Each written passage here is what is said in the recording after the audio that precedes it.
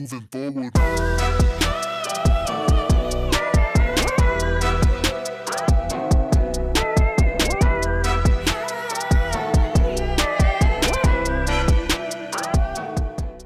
Right now, a future president could be running as a local candidate on your ballot. This person is vying to represent you, your family, and your community. Do you know what they are and what they stand for? Vote411.org is your tool for accurate and unbiased, up-to-the-minute election information on the candidates running in local races. Just enter your address to get started. Your vote is your power, the power to decide who represents you in 2022 and beyond. Get online, get the facts, and make your voice heard on Election Day.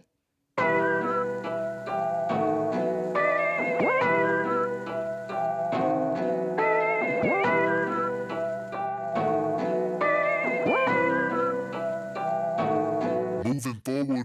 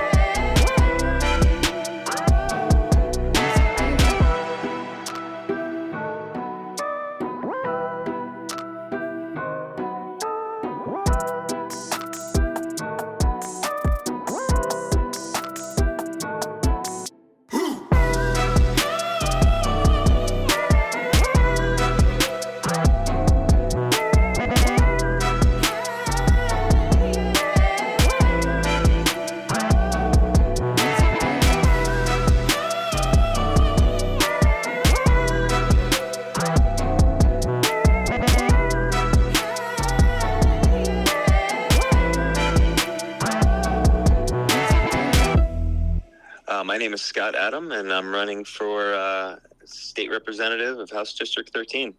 Awesome. And now we're doing a little education for the voters at home, just because many people don't know what a lot of these offices do. So in your own words, could you please explain what that office does that you're running for? Absolutely. We propose and vote on legislation that may be going into, that we can propose to be sent up to the Senate and to the governor to be signed into law. We will also, there's some oversight committees, there's voting on budgets and collecting of funds for projects in our districts. Dig it. All right. So before we get into your campaign, would you give us a little backstory about, where you come from and what's your life like and everything? Yeah. So my early life, the beginning of my life, I actually was born and raised in New Jersey, single mom. So I was a childhood actor in the beginning of my life. I went to college in New York City as an actor, and my beginning of my life, I was a lifeguard, pretty young age, at a very active water park, making lots of saves, and very active with injuries, and became an EMT shortly later after that, and then went on to pursue a career in snowboarding, and I was a competitive snowboarder for a short period of time, and I was a professional competitive coach on a professional level. Worked with many different academies in the school systems, and I was also program director. And in my spare time, I was also worked in the music industry, and I was a producer. I worked on many different projects, and I was also did audio and lighting, and toured with bands and helped run festivals and that sort of thing. Before eventually leaving my snowboard career, I was teaching yoga and breath work and sound healing and consciousness and meditation, and started a event in the Silicon Valley, actually in California, for underserved populations, bringing wellness programs to underserved populations, and created a festival that brought wellness and health to the underserved populations in downtown San Jose. Right on. So, let's dig into your campaign a bit. We don't have too much time, but I'd love it if you could give the broad strokes of what you're aiming for if you make it into office. Absolutely. So the center of my campaign is faith, family, and freedom, and I really my focus is putting integrity first.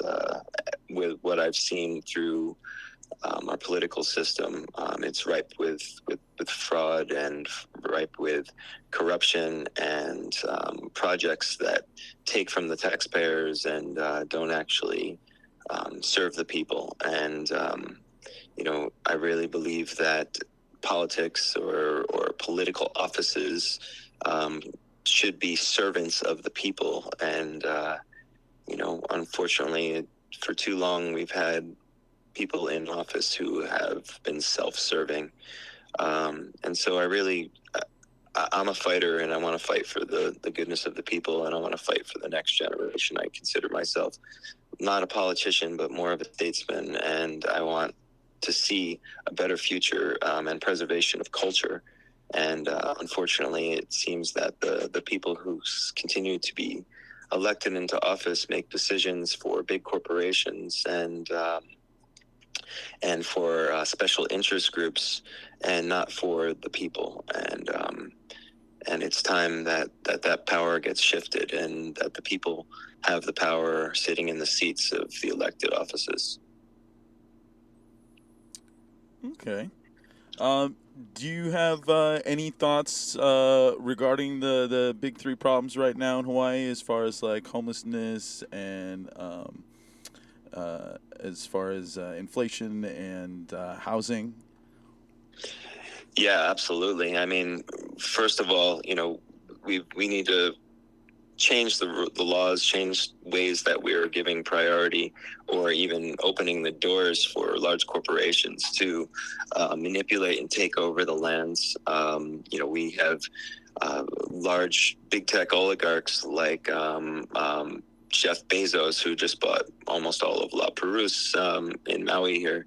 And we have people like Ellison, who just bought almost all of Lanai. And we have Zuckerberg, who's coming in and with Kauai.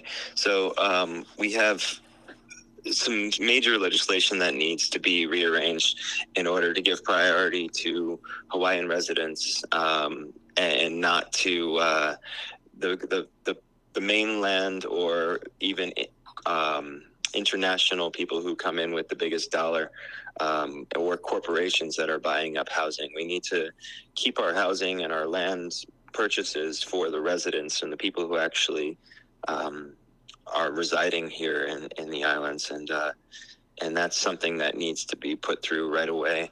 Unfortunately, the thing that is the homelessness issue is a three-part or maybe even more detailed issue. And first of all, we need to figure out a way to provide much more mental health care. Mental health care is a big issue here in the state and nationwide and probably even globally. And there's not enough care consideration and finances that are given to mental health care and incentives for mental health care practitioners to serve those in need. In addition to that, we need to look at better ways of implementing drug treatment programs and to eliminate drug distribution throughout our state. It is a rampant problem that just continues to affect every aspect of our culture and every aspect of our communities. And we need to figure out how to eliminate the drug influence, as well as to provide proper drug rehabilitation and treatment for people, because majority of what we're seeing on the streets seems to be either drug addiction, mental health care. And then the third issue that we see is the cost of living and families that just can't seem to keep roofs over their heads and food on the plates for their children. with the current cost of living. And, I don't really believe that adding a higher minimum wage is what's going to fix that. What is going to fix that, in my eyes, is lowering the cost of living as a whole and increasing the cost of living on luxury items.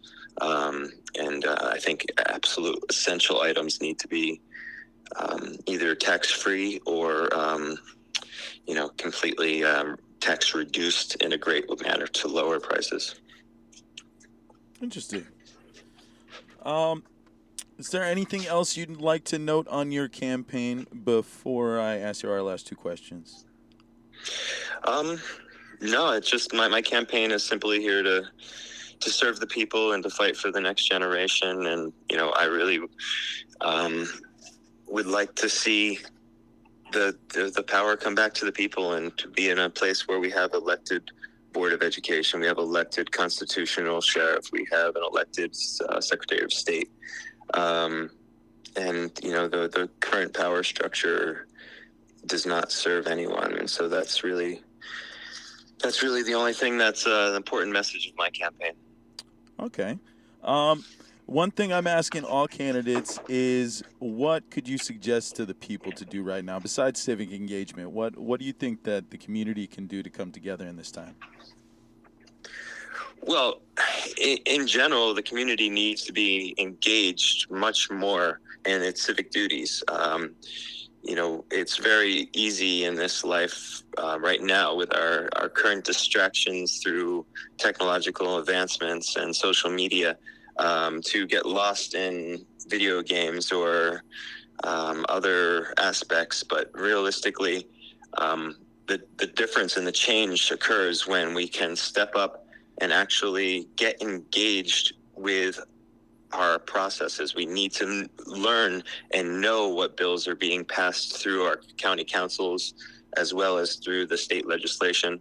We need to have elected Board of Education so that we can have parents engaged in the school system, so we know what's really being taught in the schools and we know how the children are actually being treated. We need to have more overall community engagement in all of our structures, because I feel like there's been a great disengagement for the majority of our population, and that doesn't really serve anyone. Dig it. So before you go, could you let everybody know how to follow and support your campaign online and analog? Yeah, absolutely. It's votescottadam.com is my website. Vote Scott Adam on Instagram as well as Facebook. And I'm on a few other social medias as well. It's mostly all the same, Vote Scott Adam for Hawaii. Dig it. All right. So it's been a great time talking to you, but I got a lot more candidates because we got so many. But I'd love to catch up with you in 30 days if that's cool, and see how your campaign's going. Maybe have some more detailed questions about your campaign as you've developed your needs assessment for the community.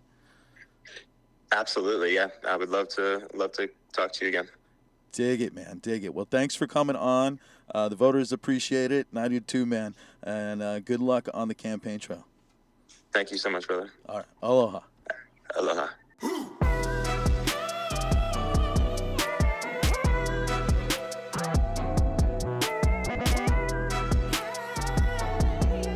Rabbit Holes is a Manava Cow production. This episode was produced by Kawika and Sarah Rodriguez. Make sure to subscribe and follow on your favorite podcast platforms to add our weekly episodes to your queue.